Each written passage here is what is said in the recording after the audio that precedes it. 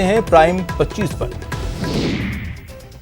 Corona की दवा क्रोनिल बनाने का दावा करने वाली पतंजलि की मुश्किलें बढ़ती जा रही है। उत्तराखंड आयुर्वेद विभाग के मुताबिक पतंजलि ने इम्यूनिटी बढ़ाने, कफ और बुखार की दवा बनाने का लाइसेंस लिया था। विभाग की ओर से पतंजलि को नोटिस भेजा गया है।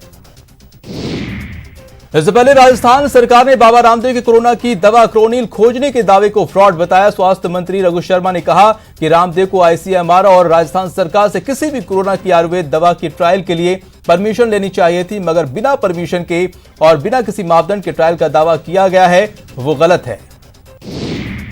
भारत और चीन के बीच संयुक्त सचिव की बैठक खत्म हो गई है। यह बैठक करीब 2 घंटे तक चली। लद्दाख क्षेत्र में एलएसी पर तनाव कम करने के तौर तरीकों को लेकर आज वीडियो कॉन्फ्रेंस के जरिए भारत चीन के बीच कूटनीतिक वार्ता शुरू हुई।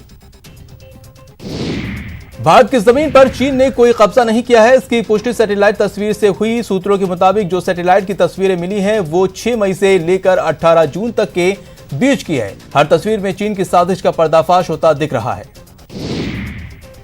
चीनी सेना के एलएसी के पार बफर जोन या नो मेंस लैंड में भारत के साथ धोखा जरूर किया है, जिसका भारतीय सेना ने करारा जवाब दिया था। लेकिन एलएसी के इस पार यानी हिंदुस्तान की सरहद में चीनी सेना कभी नहीं आई। गलवान घाटी में भारत की जमीन पूरी तरह से महफूज है।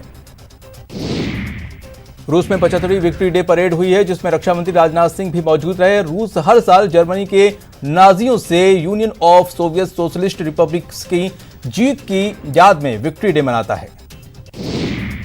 भारतीय सेना की एक टुकड़ी ने इस परेड में हिस्सा लिया। 75 सदस्यों वाली इस टुकड़ी में आर्मी, एयरफोर्स और नेवी के सैनिक शामिल हुए। इनकी अगुवाई सिख लाइट्स इन्फेंट्री रेजिमेंट के मेजर रैंक के अफसर ने की है। इस रेजिमेंट के दूसरे वर्ल्ड वॉर में उन्होंने हिस्सा लिया था। सेना प्रमुख एमएस नरवणे आज पूर्वी लद्दाख की फॉरवर्ड पोस्ट पर पहुंचे, जहां उन्होंने सैनिकों का सम्मान किया। सेना प्रमुख ने ईस्टर्न लद्दाख के फॉरवर्ड पोस्ट पर उन जवानों को प्रशस्ति पत्र दिया जिन्होंने चीनी सेना का डटकर मुकाबला किया था। महाराष्ट्र की महाविकास गठबंधन की सरकार ने चीनी कंपनियों के साथ होल्ड पर रखे करार को हरी झंडी दिखा दी है। भारत चीन सीमा विवाद और जवानों की शहादत के बाद ठाकरे सरकार ने 3 चीनी कंपनियों के साथ किए 5,000 करोड़ के करार को होल्ड पर रखा था।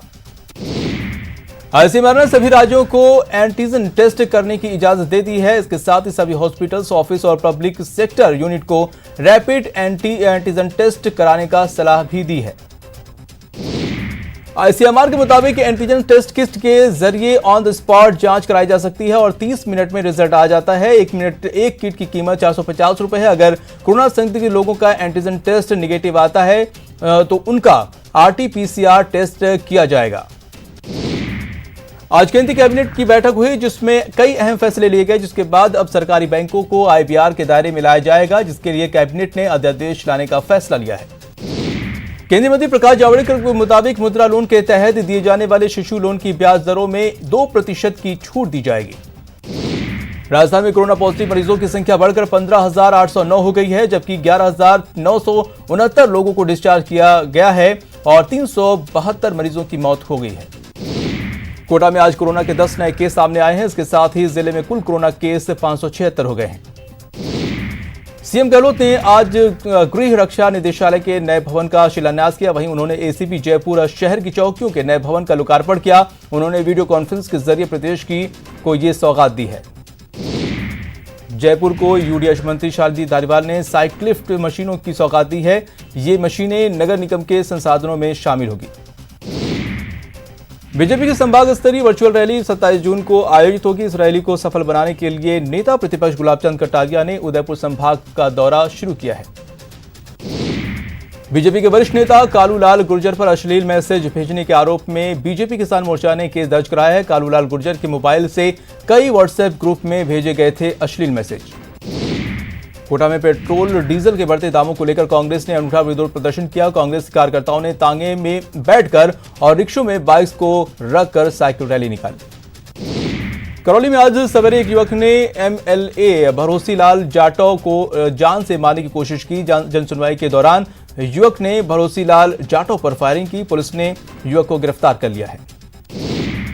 अलवर में बदमाशों ने दिन दहाड़े जिम संचालक को गोली मार दी। गोली लगने से मौके पर ही जिम संचालक की मौत हो गई। 6 से ज्यादा बदमाशों ने इस वारदात को अंजाम दिया। जयपुर में पुलिस की बड़ी कार्रवाई और 1400 मोबाइल जब्त किए। पुलिस ने इन मोबाइल फोन को करीब 50 लोगों को लौटाए। दिल्ली में मानसून ने दस्तक दे दी है, जिसके बाद राजधानी के कई इलाकों में बारिश हो रही है। मानसून की असली बारिश कल से आ सकती है। बड़ोदरा में मानसून की एंट्री हो गई है, जिसके बाद जयपुर समेत कई जिलों में झमाझम बारिश हो रही है। करीब आधे राजस्थान में मानसून की बारिश जारी है। और अब खबरें विस्तार से। चीनी